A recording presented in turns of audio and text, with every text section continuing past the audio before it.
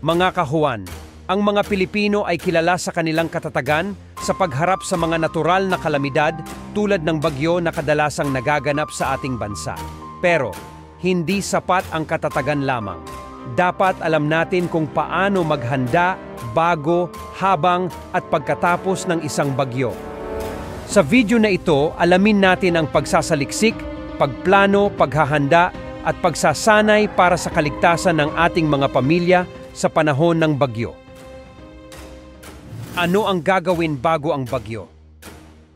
Una sa lahat, siguraduhing may sapat na supply ng pagkain, tubig at gamot.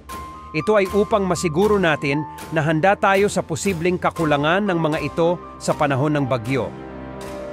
Pangalawa, siguruhing nakasecure ang mga outdoor items tulad ng mga puno, lalagyan ng tubig at mga outdoor furniture. Ito ay upang maiwasan ang anumang pinsala na maaaring idulot ng malakas na hangin. Pangatlo, magplano ng maaga kung sakaling kailanganing mag-evacuate. Alamin ang mga evacuation route at kung saan ang mga evacuation center na malapit sa inyong lugar. Pang-apat, siguruhing may sapat na baterya o power banks para sa inyong cellphone upang manatiling konektado sa impormasyon at emergency hotlines.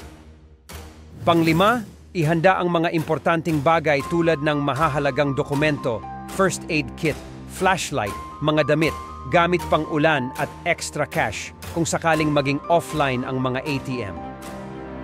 At pang-anim, maghanda ng listahan ng mga emergency hotline na tatawagan. Ano ang gagawin sa panahon ng bagyo?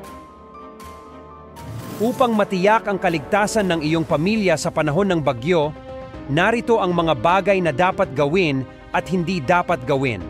Siguraduhing isama ang mga tips sa kaligtasan na ito sa iyong checklist para sa paghahanda sa emergency. Manatili sa bahay o sa isang ligtas na lugar. Kung kailangan mo talagang umalis, iwasan ang mga lugar na madaling bumaha o gumuho ang lupa. Mag-ingat din sa mga lumilipad na bagay at mga labi. Kansilahin ang lahat ng mga lakad at panlabas na aktibidad. Magsanay ng ligtas na pagmamaneho sa panahon ng bagyo kung kailangan mo talagang pumunta sa isang lugar. Magsuot ng tuyo at mainit na damit. Panatilihing updated ang iyong sarili sa mga pinakabagong balita sa panahon.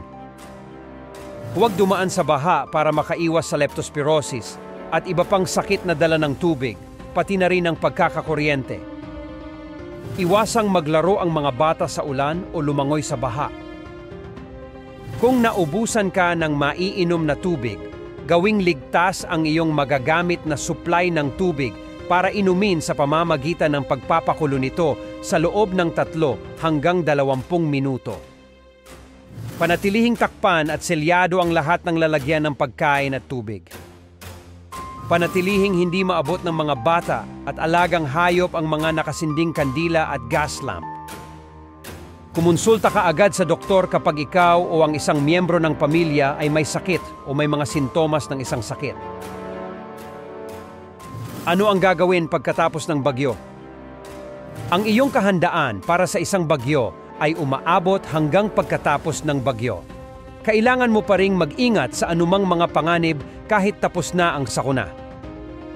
Ayon sa Red Cross, mahalagang maging self-reliant sa unang 3 araw pagkatapos ng kalamidad. Ito ay kapag ang tubig, kuryente at mga linya ng komunikasyon ay karaniwang wala. Maging handa sa pagtawag o pag-text sa inyong mga kamag-anak upang ipaalam ang inyong kalagayan. Umalis lamang sa evacuation area kapag idineklara ng mga otoridad na ligtas ng umuwi. Kung ang iyong tahanan ay nasira ng bagyo, suriin muna kung ito ay ligtas at matatag bago pumasok. Iulat sa mga otoridad ang anumang nasirang poste at kable ng kuryente.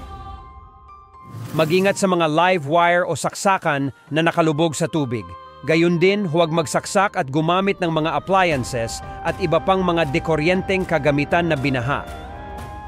Mag-alis ng tubig sa mga lalagyan, lata, gulong at kaldero para hindi dumami ang mga lamok.